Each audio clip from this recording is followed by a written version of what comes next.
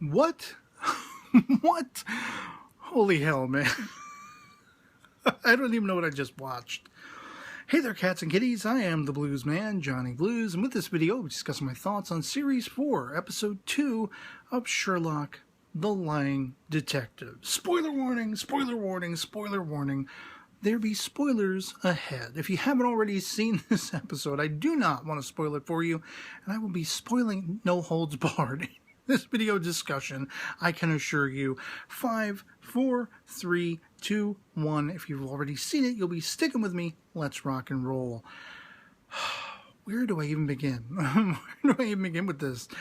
I guess I'll kind of sort of loosely begin with my sentiments left over from the first episode of the season, The Six Thatchers, which was very depressing. I was very kind of depressed and unhappy with a large amount of it. And lo and behold, finding out in this episode, it was all, once again, part of the grand design, part of the grand machinations of the plotting and the storytelling. And a lot of it was answered in this episode in a cathartic way, not only for the characters, but for me as a viewer as well. I was largely disappointed. My sort of overhanging thing, somewhat conservative in nature, was being disappointed in John and his straying away from the marriage between he and Mary, their new child, you know, texting this flirty girl that he met on the bus and everything like that. And it really didn't answer to my speculation as far as what his motivation was in seeking beyond the marriage and everything like that, but it also kind of loosely coincided with the fact that I had subsequently found out after watching that episode that in the real world, in real life, Martin Freeman and Amanda Abington, who had been a couple, had separated after 16 or so years, but, you know, that's none of my business. We are all, as the sentiments end this episode, frail human beings. We are but human beings, and we make mistakes, and we have to learn and move and evolve and keep moving, you know, keep on trucking. So there's that element of it. But, you know, that's how invested in the characters I was. I was so invested in that sort of trinity of Sherlock now that existed between Watson, Mary, and Sherlock, you know. And it was just kind of disappointing to see him breaking beyond those vows for all intents and purposes. The vows, it's funny how he turns that on Sherlock in her death. You know, you made a vow, you made a promised vow to always do your utmost to protect this woman, to protect her for my own sake, for her sake, for all of our sakes. And you failed at that. There's also an element of having been disappointed in how she was written out of the show, which I feel like was made up for and then some in this episode. As I say, it was a very cathartic episode for John as a character, for me as a viewer, in taking to task that idea of how frail a human being he is, how much of a human being, not necessarily frail, but definitely sociopathic, that Sherlock is, all these kinds of things. And this episode was gangbusters. It brought it back to form, the entire series. I had actually read, you know, some reviews and blog posts after The Six Thatchers, which I was glad to find I wasn't the only one having felt sort of depressive after watching it and disappointed with aspects of it. I did see one post calling it, you know, Sherlock jumped the shark, and I really didn't agree with that. I was, you know, reserving judgment on the rest of the season based on the first episode. I didn't want to sort of pigeonhole it into being disappointing from the get-go, you know. And it was really just story themes and character dynamics that I was disappointed with, not the actual performances or the characterizations or, you know, the plotting, the filming, and all that kind of stuff. I still very much enjoyed myself watching that episode. It just left me wanting and left me feeling depressed to a degree because of how much care and concern I'd built up for these characters.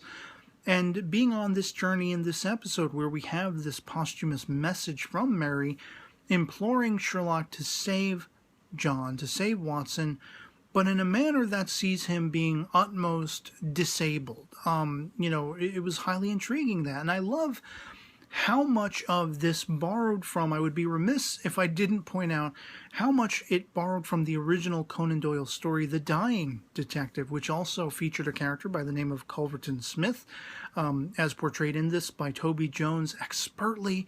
The performances are tour de forces all, from Martin Freeman's Watson to Amanda Abington's Mary in posthumous ghostly form, though it may be, Benedict Cumberbatch's Sherlock, Toby Jones's Culberton Smith, everyone had a role to play. Even, Mrs. Hudson. I was so glad we got to see so much more of her in this. Now they just got to bring more Molly back into the show, and more Lestrade, that kind of stuff. I want to see more of them as well. But I mean, it was just so much back to those things I love and how much carried over from that original story. For those who are not largely familiar with it, without wanting to give too much away in case you want to go back and read that original story, although I'm sure you will find video after video completely just telling you the entire elements of the original story. It did see Sherlock, for the most part, in his deathbed, so to speak, and this because Culberton Smith had murdered someone who may or may not have been a relation, much as is kind of sort of loosely depicted in this story, this modernization of it. And he kind of figures, well, there's only one person that might eventually, streamline and deduce and figure out that I was the one behind it, so I must dispatch him as well. And that happens to be the titular Sherlock Holmes, in the original story in any case. So he sends a package that Holmes deduces there's something afoul and amiss with. And rather than succumbing to it, he sees fit to kind of sort of fake out Watson that he is deathly ill, he's on his deathbed, that this Culberton Smith has succeeded to get Culberton Smith over at his deathbed to effectively confess to all of his crimes, with Watson hiding somewhere in the room to overhear all of this. And that's not quite exactly how it played out in this lying detective story, but so much of those elements and themes were ever present in it. And I very greatly appreciated that fact, because there was an element of it that felt so familiar to me, having read the entire canon a couple times over. But then again, at the same time, it's been so long. It's been quite a while since I've actually sat through reading any of them, any of the original stories and novels. So there is a lot of it that, while it felt familiar, it was completely new ground. And a lot of that new ground was based in how it circled around the relationship dynamics between Sherlock, between Watson, and all the other intermittent characters. And it was back to form. This is what I love about Sherlock. This is what made me fall in love with it to begin with. It was all pitch perfect all over again. And as I say, tour de force performances all. Toby Jones as Culberton Smith was just a son of a bitch. I mean, he is dripping evil. To be matched, I have to say, Magnuson in the previous season, or whatever it was, however long ago that was, for the most part, very crispy, evil sort of, villain for all intents and purposes. But, I mean, I feel like this characterization, this performance of Toby Jones as Culberton Smith was right in line with Moriarty, if not even surpassing it to a degree. And I don't know if that was their intention, to try to have a big bad be an even bigger bad than Moriarty, but if that was the intention, they succeeded and then some. And a lot of that has to do with Toby Jones's performance. He is, like I say, dripping wet with evil. He is a serial killer, and he has manufactured, they talk about H.H. Holmes or whatever it is, in the old Chicago days, I think, and I only vaguely am familiar with this, I think, real-world event, but I could be mistaken, where somebody had created sort of a murder hotel, a murder house out of a hotel or something like that, and, he was sort of inspired in his sick depravity of wanting to end lives, make living flesh and blood human beings into objects, as he says, passive objects. They are his many playthings, as long as he has an unhindered amount of access to lives with which to snuff out. And my God, he is so unlikable. He's so conniving and chip on his shoulder wearing, he's a horrible, horrible character, expertly played by Toby Jones to make you really, feel that way about him. And sort of one of the overhanging aspects which really intrigued me, there's actually a comedic movie starring Gene Wilder from like the 70s, Sherlock Holmes' smarter younger brother or something like that. And the idea of there being a third Holmes sibling, It is definitely something that has been put out there before. I think there's a scholar or someone who came up with an idea, backstory, that there was probably an eldest brother of a trio of brothers, Holmes brothers, Sherlock being the youngest, Mycroft being the middle, and this elder brother, for all intents and purposes, by the name of Sherringford Holmes, which is really, it's weird to say. Kind of makes more sense when you say Sherry, which we'll get to in a few. But the idea that, this eldest member of the triumvirate of brothers would be the family overseer, thus allowing for Mycroft to have his governmental job position, thus allowing for Sherlock to, for all intents and purposes, wreak havoc as a consulting detective. And nowhere really in the midst of the entire original canon is there any hint of this to be found, to my recollection, to my knowledge. But it is something that, basically I think people have, in certain unofficial capacities, have taken and run with, especially in the case of that Gene Wilder movie. And I just was really highly intrigued by that. I had read a little bit going into this beforehand, watching the episode, that this was a reference to one of the original names Conan Doyle had come up with as a potential name for Sherlock Holmes. It was meant to potentially be Sherringford. I don't think it would have had, it doesn't have the same ring as Sherlock Holmes does. I don't think it'd be as winning a name as it, might have been, or as it turned out to be actually with Sherlock. But, oh man, just the whole concept that we're dealing with a third sibling at all is tantalizing. It's been hinted at since the last series, the end of the last series. We had, a couple sort of footnote mentions here and there with Mycroft and this particular, series so far. And then finally, the other leg dropped, and it's completely and totally revealed by the end. We're not dealing with a brother, we're dealing with a sister. And I don't know if there's going to be any transgender sex change things, or if it was a sister all along. Better minds than I can contemplate that aspect of it. I was just flabbergasted and astounded. Not so much by the reveal of who the actor, or in this case the actress, was, but just overall the idea that this is a third Holmes sibling, and they're kind of like the mastermind behind all of this, which is insane.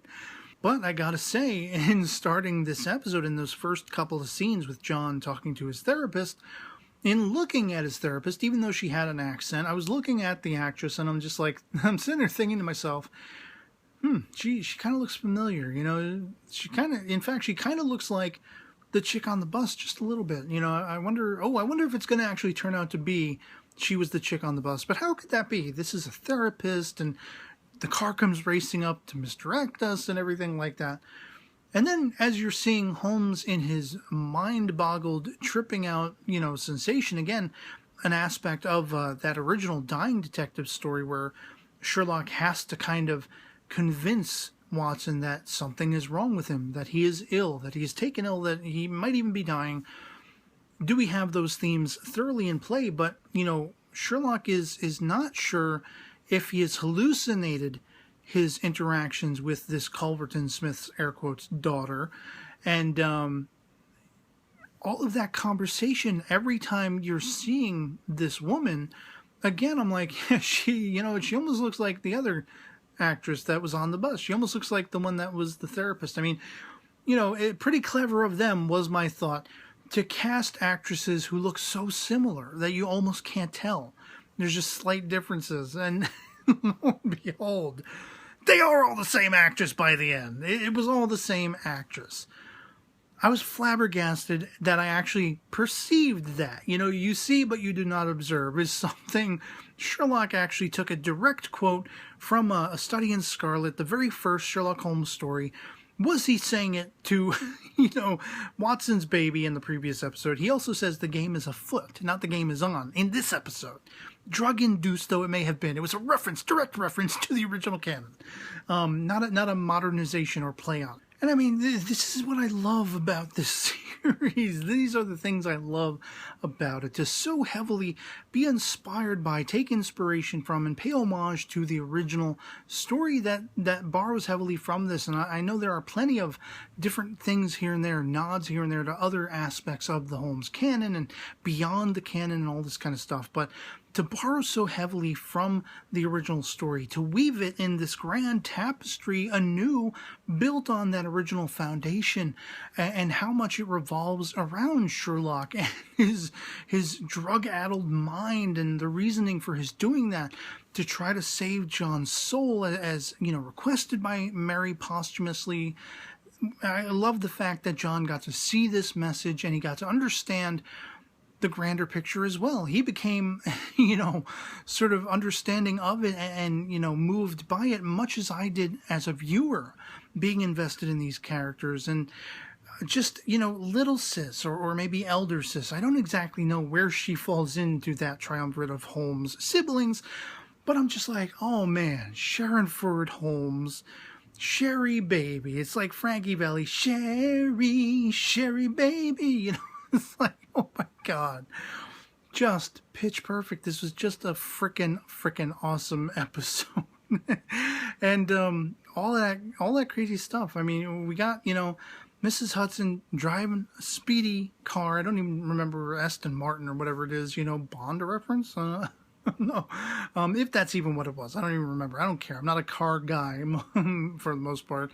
But I could just be elated and go on and on fanboying about so much of this, how Holmes deduces all of those aspects of this, air quotes, daughter of Culverton Smith, all of these things. And they were all these things laid out before him on purpose, part of that grand puppet mastery of Sherrinford, of Sherry Baby, which it's like, oh my God, by the time all of this hits home, by the time all of it hits Holmes, is revealed to Watson by the end, and she has the gun, and she's, basically she's tipped her hat, in whether on purpose or not. I have to guess on purpose, because she's probably psychotic, manipulative and psychotic, a puppet master in her own right.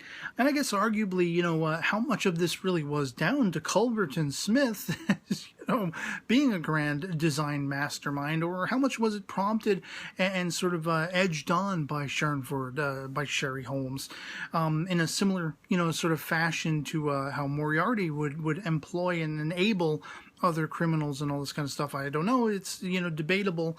But just all of that stuff, all of this hitting home that she is the one behind it all. And in that revelation, she's looking at Watson. Watson has gotten to his feet. He's about to collapse, have a heart attack or something. He screws up his face at her, and she's basically just like, very plaintively, oh, but look at that ugly face you're now wearing. Maybe I should put a hole in it. And it's like, no, don't end there. This was awesome. This was awesome.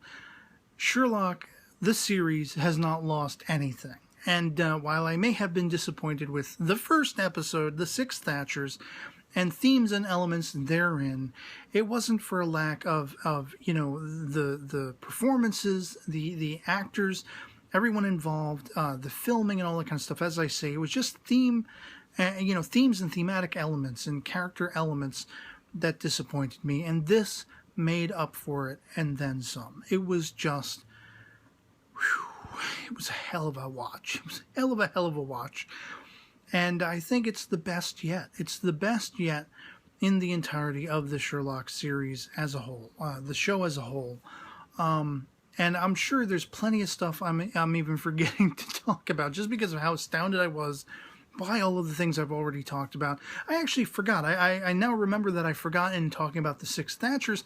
I don't think I ever mentioned the dog, the hound dog Toby, which is a direct tie to the original Holmes canon. And anytime we get to see that particular dog in action, or in this case, a lack of action, when John, Mary, and Sherlock, Sherlock's trying to convince them the dog knows where he's going and he'll lead us on the trail.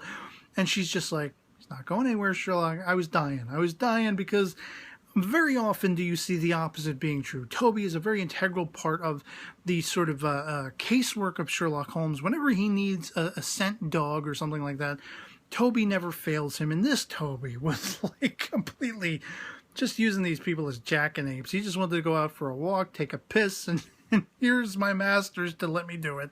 Screw your scent sniffing, you know? So that was something I did forget to mention, but I'm sure, especially as well as I say, since it has been so long since I've read any of the original canon, there are things that I'm even not picking up on. I didn't pick up on very many aspects that were probably references and Easter eggs in this story, as I usually tend to do.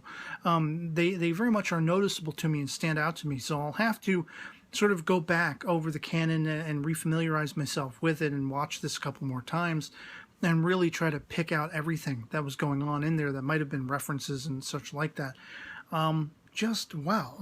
That was all I can really say, and then some. This was gangbusters, back to form, all kinds of awesome sauce, and so I'd love to hear from you guys in the comments below if you've seen Series 4, Episode 2 of Sherlock, the Lying Detective. What was your appraisal of it? Did you feel very much like I did, that this was back to form? It was all kinds of awesome excitement, action, mystery, deductions, all the great stuff we love from this series. Did it leave you feeling at all like the first episode of the season did for me? Depressive or unsatisfied or dissatisfied, whatever it is? You know, anything goes in the comments below. Just love having that conversation, and I really can't wait to see where we go from here, man. I'm gritting my teeth. Also, really quickly, love the fact that Mycroft might be getting some honey, might be getting some nookie. Lady, what is it, Smallwood, leaving her private number for him. He's kind of debating. I don't know. Should I take that? I'm taking a number. I forget I'm taking it. I hope we see more of this develop. You know, I've heard, actually, one final note, that there are rumors this might be the last ever season of Sherlock. We might not get any more. And for them to be sort of world building like this, I hope that if it is going to be, you know, if the next episode is going to be the final episode, indefinitely, you know, I do hope we get to see some fruition come to these aspects. Mycroft hidden up this lady, you know, the things going on with Sherlock and this now newly found sister, the whole thing with John and Sherlock was pretty much, you know, an amends was made between them. I can only really grasp at straws to guess what is going to happen next, but I do hope it comes to a very satisfying, non-cliffhangery conclusion by the end, because with all this world building, it's almost like, well, they're setting up seasons to come. If not, I can only imagine that we're going to get one hell of a bang-up job finale for the series and the season if they are both one and the same. So yeah, otherwise it'll be pretty much it for me on this. If this video finds you well, and I'll catch you all later. Peace.